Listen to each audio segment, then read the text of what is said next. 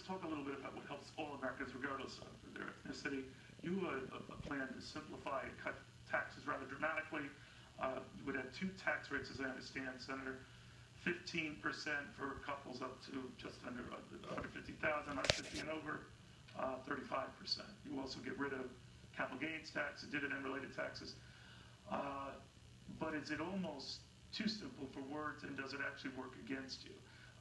One prominent conservative who's a fan of yours said, how would people react to hearing that someone like Mitt Romney doesn't have to pay capital gains taxes? That's from James Pathakaskis of the American Enterprise Institute. What do you say to that? My argument is this tax plan is not designed to benefit any single individual. It's designed to benefit the American economy by doing two things: being pro-growth and being pro-family.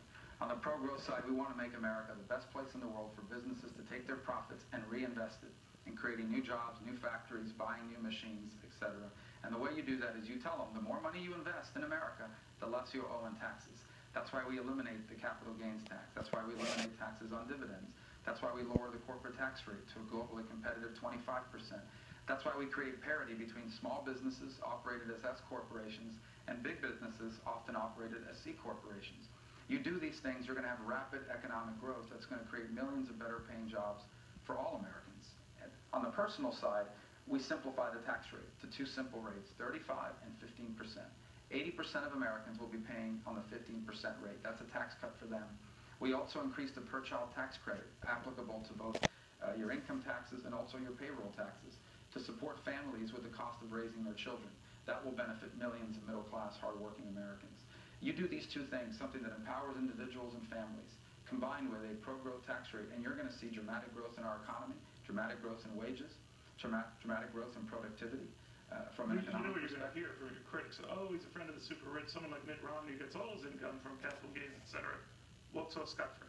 Well, I always laugh because the majority of people that accuse me of that happen to be millionaires, and they're lecturing me, the son of a bartender and a maid, about the plight of the middle class.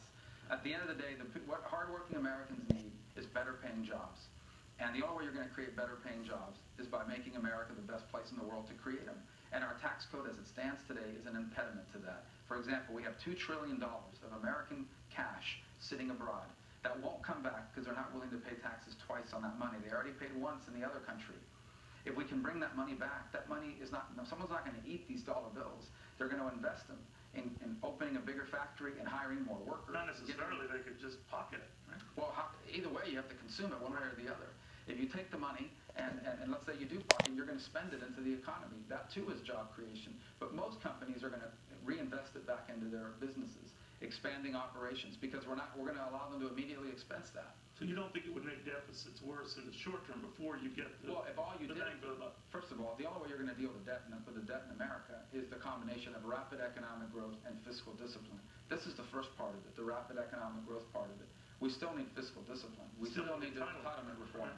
We're on again, another debt limit break again on the 16th, I guess. So we can't just cut our way out of this situation. Or just raise the debt limit. Right. Well, then that's going to continue to happen. I mean, unless we have a plan in place to bring the long-term debt under control. But if you were president, regardless of these issues you raised, would you, short of any of the things that you outlined, what you want to work on, raise the debt limit if we ever came to a brink? Well, I don't want us to have a debt default, but I would use the leadership of the presidency to move forward on a debate on entitlement reform in combination with economic growth and regulatory reform. And the argument I would make is we cannot fulfill our full potential if we don't have a competitive tax code that makes America the best place in the world to invest and innovate, if we remove regulations that make us uncompetitive in the global marketplace, and if we don't bring our national debt under control. And in that third point, we cannot bring our long-term debt under control if we do not reform and save Medicare and Social Security.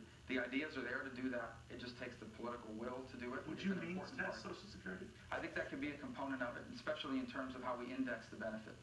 But for younger people like yourself, absolutely. It's inevitable that we'd have to go down that direction. My Medicare, I'm 44 years old. My Medicare is going to look different than my mother's. There's no way around it. The choice that we have is, well, are we going to deal with it now in a more reasonable and rational way, or are we going to wait till we have a debt crisis and then scramble to deal with it? If we deal with it now, well, if we deal with it now, we're going to be able to. My mother's on Medicare. I don't want her Medicare to change. It's too late in her life for that to happen. Does she tell you that, son, don't go too strong? She doesn't tell me that, but I've always said that, and I'm from Florida. We have a lot of Medicare recipients. And I've always told people, I think the way to reform Medicare is to leave it the way it is for people that are retired now or about to retire, It's When my you say generation. sorry, what's the level? 55, you can say 55 years of age and older, but for people in my Just checking generation. my age. Yeah, Go ahead. But people in my generation, our Medicare is going to look different, and our Social Security is going to look different. It'll still be the best thing in the world. It'll just work differently, and it'll actually be sustainable. And I think my generation's prepared to make that choice, not just to hold our parents harmless, but to save these programs and ultimately balance our budgets. Senator, thank you very much. Thanks for having me.